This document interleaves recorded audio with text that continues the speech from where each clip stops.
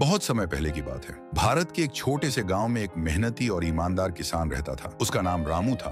रामू का जीवन सादगी से भरा हुआ था। वह हर दिन सूरज उगने से पहले उठता और अपने खेतों में काम करने निकल पड़ता। वह अपने खेतों में अनाज उगाता था और उसे बेचकर ही अपना और अपने परिवार का पेट पालता था। बारिश कम होने की वजह से उसका खेत सूखने लगा था और अब उसे पानी की सख्त जरूरत थी। उसने आसपास के क्षेत्रों में कई बार पानी की तलाश की, लेकिन हर बार निराशा हाथ लगी। एक दिन उसे अपने खेत के पास ही एक पुराना कुआं दिखाई दिया, जो उसके पड़ोसी सेठ लक्ष्मी चंद के खेत में था। लक्ष्मी चंद गांव का एक धूर्त और चालाक आदमी था। रामू ने उससे जाकर विनम्रता से पूछा, सेठ जी, क्या आप यह कुआं मुझे बेच सकते हैं? मेरे खेत को पानी की जरूरत है और यही कुआं पास में है। लक्ष्मी चंद ने पहले तो टाल मटोल किया, लेकिन फिर उसकी चालाकी दिमाग में आई और उसने सोचा कि क्यों ना इसे बेचकर कुछ पैसे बना लिए जाए। उसने कहा, ठीक है रामू, मैं तुम्हें यह कुआं बेचता हूँ, लेकिन इसकी कीमत 500 रुपये होगी। रामू ने कुआं खरीद लिया। अगले ही दिन रामू बाल्टी और रस्सी लेकर कुएं से पानी भरने आया। वह बहुत खुश था कि अब उसका खेत हरा भरा हो जाएगा,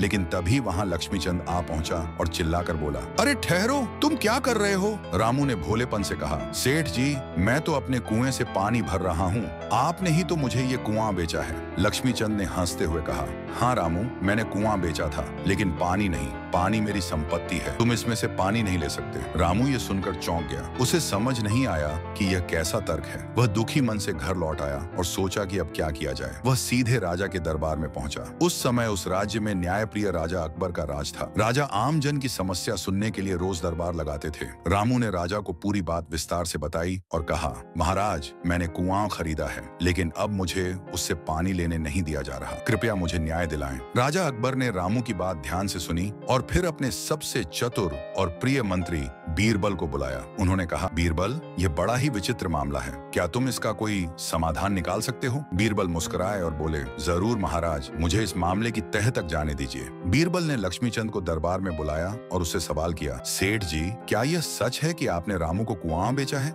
लक्ष्मीचंद ने कहा, हाँ, मैंने कुआं बेचा है, लेकिन पानी नहीं बेचा। पानी मेरी संपत्ति है। बीरबल ने थोड़ी देर सोचा और फिर बोले, ठीक है, यदि तुमने कुआं बेच दिया है और पानी नहीं, तो अब तुम्हें अपना पानी कुएं से निकालना होगा, क्योंकि अब वह कुआं तुम्हारा नहीं रहा। अगर तुम पानी अपने पास रखना चाहते हो तो तुम्हें कुएं का किराया देना होगा। सारी सभा ये सुनकर सन्न रह गई। लक्ष्मीचंद के चेहरे का रंग उड़ गया। उसकी चालाकी उसी पर भारी पड़ गई थी। उसने कोई जवाब नहीं दिया। वह समझ गया कि अब उसकी दाल नहीं गलने वाली। लक्ष्मीचंद ने बीरबल और राजा से माफी मांगी और कहा, महाराज, मेरी गलती हो गई। मैं लालच में आकर अनुचित व्यवहार कर बैठा। मैं वादा करता हूँ कि अब से रामू अपने कुएं से पानी ले सकेगा। मैं उसे कोई रोक नहीं लगाऊंगा। अब वह हर दिन अपने कुएं से पानी निकालता और अपने खेतों को सींचता। कुछ ही समय में उसका खेत हरियाली से भर गया। रामू की मेहनत रंग लाई और वह फिर से खुशहाल जीवन जीने लगा। इस कहानी से हमें यह सीख मिलती है कि धोखेबाजी का अंत हमेशा बुरा होता है। बुद्धिमत्ता और सत्य के सामने छल कभी टिक नहीं सकता।